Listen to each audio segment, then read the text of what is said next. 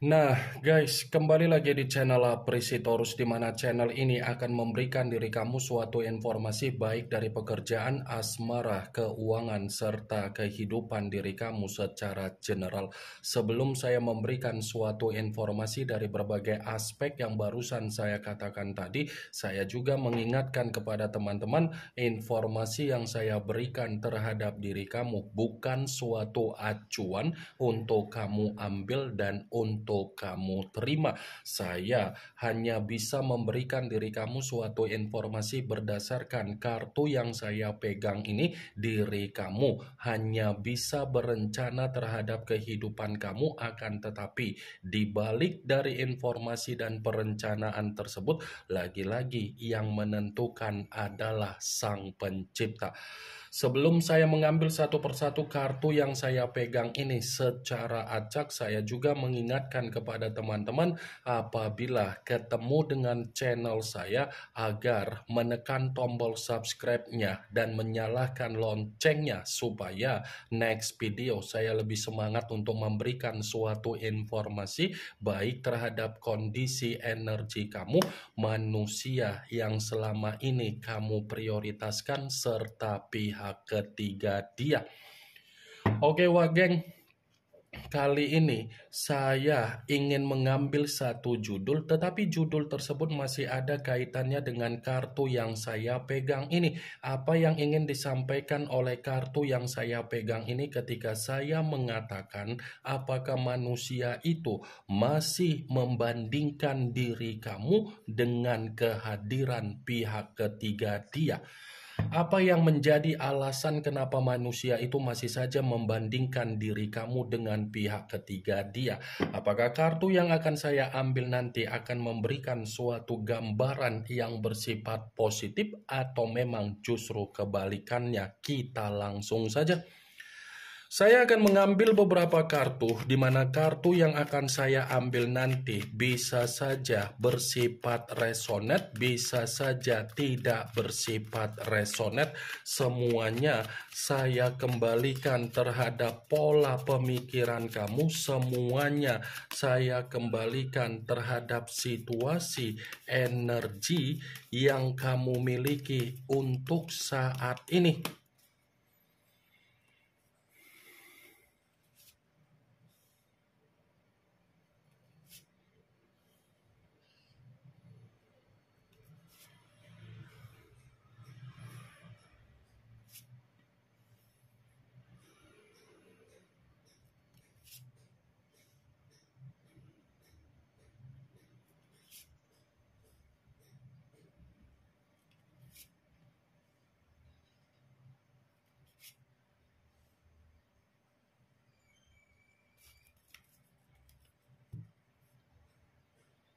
Nah, guys, di depan saya ini sudah ada beberapa kartu yang sudah saya ambil secara acak satu persatu dari tumpukan kartu yang saya pegang tadi. Apakah kartu yang ada di depan saya ini akan memberikan suatu gambaran yang bersifat positif atau memang justru kebalikannya? Kita langsung saja. Muncul kartu ini. Sekali lagi saya mengatakan muncul kartu yang saya pegang ini, di mana kemunculan kartu yang saya pegang ini seperti memberikan suatu isyarat atau gambaran, tetapi gambaran yang ingin saya sampaikan terhadap diri kamu terlebih dahulu, saya ingin mengarah terhadap diri kamu sebelum saya mengarah terhadap judul tersebut. Kenapa lagi-lagi saya ingin mengarah terhadap diri kamu? Kalau saya katakan kembali perihal dari kondisi perjalanan komitmen kamu, sepertinya kamu ini terlalu memanjakan manusia tersebut. Ya kan? Sepertinya kamu ini terlalu memanjakan dia, yang dimana kamu takut bahwasannya manusia itu menerima apa yang menjadi kekurangan ketika dia meminta sesuatu hal terhadap diri kamu. Mantap dan luar biasa apa yang menjadi tanggung jawab kamu. Saking fokusnya diri kamu untuk memanjakan manusia itu dari bidang segala aspek, sampai kamu pun lupa bagaimana kondisi mental, batin, keuangan, pemikiran kamu, intuisi kamu, dan perasaan kamu. Saya yakin dan saya percaya kamu itu sampai lupa apa yang menjadi kebutuhan kamu, apa yang menjadi kebahagiaan kamu, apa yang menjadi ketenangan kamu, apa yang menjadi kenyamanan kamu, apa yang menjadi kepentingan kamu. Semuanya kamu kesampingkan dan semuanya kamu lupakan hanya untuk membuat manusia itu agar mendapatkan kebahagiaan. Tetapi yang menjadi pertanyaan saya, ketika kamu mencoba untuk memberikan apa yang dia minta dan kamu terlalu memanjakan manusia itu ketika ada komitmen, apa feedback yang kamu dapatkan? Apa feedback yang kamu dapatkan? Apakah ada afirmasi atau manifestasi yang bersifat positif yang kamu dapatkan dari manusia itu? Atau manusia itu yang mendapatkan afirmasi atau manifestasi yang bersifat positif? Saya hanya sekedar ingin mempertanyakan saja, Wak Geng, karena dibalik dari apa yang menjadi pertanyaan saya tadi, kamu yang bisa memberikan suatu jawaban karena kamu yang lebih memahami apa yang menjadi tindakan kamu. Sekalipun saya ingin mencoba untuk memberikan suatu jawaban dari apa yang menjadi pertanyaan saya tadi, ya bisa saja jawaban yang akan saya berikan tersinkron dan bisa saja tidak tersinkron. Sepertinya kamunya sendiri capek, lelah, bosan, muak, letih, ingin beristirahat, banyak beban, dan banyak situasi pemikiran sampai kamu bingung. Apa yang barusan saya katakan itulah feedback yang kamu dapatkan ketika kamu memanjakan manusia itu. Kata memanjakan ini cakupannya luas. Bisa saja kan ketika dia pergi dari kehidupan kamu dan ketika dia memblokir diri kamu, kamu seperti gelisah. Kenapa ya dia memblokir? Kapan ya dia membuka blokir? Itu kan kategori di mana kamu terlalu memanjakan sampai kamu itu tidak sadar manusia itu sudah meruntuhkan kondisi batin dan mental kamu. Sampai kamu tidak sadar manusia itu sudah mengendalikan diri kamu. Sampai kamu tidak sadar manusia itu terlalu lebih mendominasi untuk membuat pembawaan energi kamu seperti orang yang tidak bisa menghirup udara segar. Saya mengatakan apa yang menjadi perkataan saya tadi bukan berarti saya ingin mensugesti apa yang menjadi pemikiran kamu agar pemikiran kamu bermain dengan ucapan saya. Tetapi kalau kamu mempergunakan logika kamu dengan apa yang menjadi ucapan saya tadi, kamu akan menemukan di mana jawaban dari apa yang menjadi pertanyaan saya tersebut. Kartu pertama yang saya pegang ini adalah kartu yang berbicara secara pedang, tetapi pedang tersebut terdiri dari 4 pedang. Kalau seandainya saya mencoba untuk menarik satu pedang dari keempat pedang tersebut dan kartu ini saya kaitkan dengan apa yang menjadi judul tersebut, saya akan membenarkan kartu ini. Membenarkan dalam arti apa? Seperti ada alasan kenapa manusia itu masih saja membandingkan diri kamu dengan pihak ketiga dia, di mana ketika dia membandingkan diri kamu, seakan-akan manusia itu menyadari apa yang menjadi kesalahan dia, dan ketika dia membandingkan pihak ketiganya, seakan-akan pihak ketiga dia sudah membuat manusia itu bersifat runtuh, baik secara batin dan mental.